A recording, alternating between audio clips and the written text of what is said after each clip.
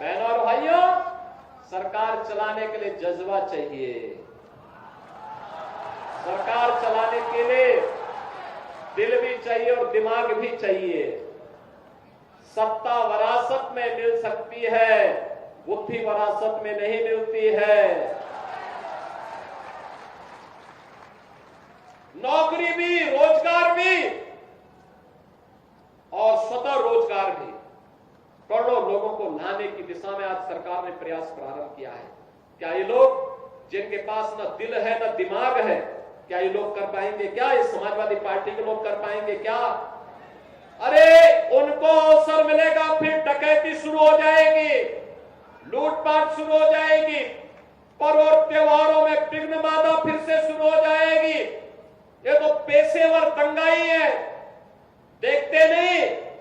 जब कभी अवसर मिलता है तो वहीं पे गुत्थम गुत्था इनका आपस में ही शुरू हो जाता है, क्योंकि जब पब्लिक, इनको मालूम है आज के दिन पे पब्लिक को हाथ लगाएंगे तो पुलिस के डंडे उनके हाथ तोड़ देगी। इसलिए ये लोग आपस में ही उलझ जा रहे हैं। आज जो सुरक्षा का वातावरण है, आज जो विकास गांव गांव तक पहुंचने के साथ जुड़ रहा है, क्या ये 2017 के पहले भी संभव था क्या? बहनों और भाइयों, 2017 के पहले का उत्तर प्रदेश आप सबसे किसी से भी अछूता नहीं है कि क्या उत्तर प्रदेश के अंदर था, कौन ऐसा जिला था, चाहे वह अंबेडकर नगर जिला रहा हो, अयोध्या रहा हो, मऊ, आजमगढ़, गाजीपुर, प्रयागराज, प्रतापगढ़, सुल्तानपुर, कोई जिला ऐसा नहीं था जहां पर कोई न कोई बड़ा माफिया समानांतर सरकार चला करके आम जनता की आवाज को दबाता था, गरीबों की आवाज को दबाता था, पिछड़ों की आवाज को दबाता था और दलित वंचित योजनाओं से भी वंचित रहते थे और सरकारें अपनी मौज मस्ती करती थी, उनको इससे कोई मतलब नहीं था। उनकी सरकार रहनी चाहिए, बाकी जाए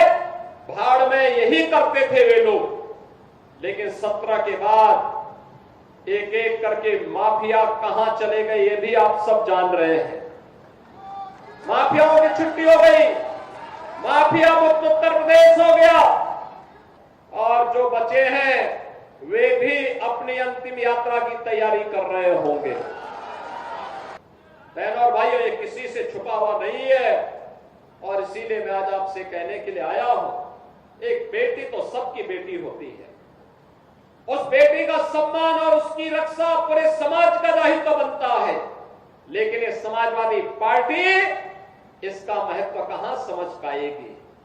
यहां तो गुंडों की भरपूर फौज खड़ी थी, उनको लेकर के लोग चलते थे, उनको अपना शागिर्द मानते थे। जो जितना बड़ा गुंडा और माफिया होता था, समाजवादी पार्टी में उतना बड़ा ओहदा उसको दे दिया जाता था और समाजवादी पार्टी के लोग इसी में गौरव से बोलते थे कि देखिए ये गुंडा हमारा इस जिले को संभालेगा। उनको नहीं पता था कि जनता अगड़ाई लेगी, एक गुंडे और माफिया एक एक करके यमलोक की यात्रा के लिए प्रस्थान कर जाएंगे और जनता जनार्दन के साथ अन्याय का हिसाब चुकता होगा। अगर डकैत हत्या करके भाग गया और पुलिस के पास सुराग नहीं मिलती तो यही लोग बोलते देखिए साहब अराजकता है, और अगर पुलिस ने पकड़ लिया, कार्रवाई कर दी और फिर मुठभेड़ में, आपसी मुठभेड़ में डकैत मारा जा रहा है तो समाजवादी पार्टी को बुरा लग रहा है, कह रहे साहब ये नहीं होना चाहिए था। तो क्या होना चाहिए था? पूछना चाहिए। थोड़ा पूछिए इन लोगों से क्या होना चाहिए था। सरकार बनते ही मैंने कहा था अगर किसी भूमाफिया ने किसी गरीब की, किसी व्यापारी की, किसी सरकारी जमीन पर कब्जा कर रखा है तो 24 घंटे के अंदर खाली कर ले। और मैं फिर कहूंगा कि अगर किसी माफिया ने किसी गरीब की, किसी किसान की, किसी अन्नदाता किसान की, किसी व्यापारी की जमीन पर कब्जा किया है, वे कृपया एक बार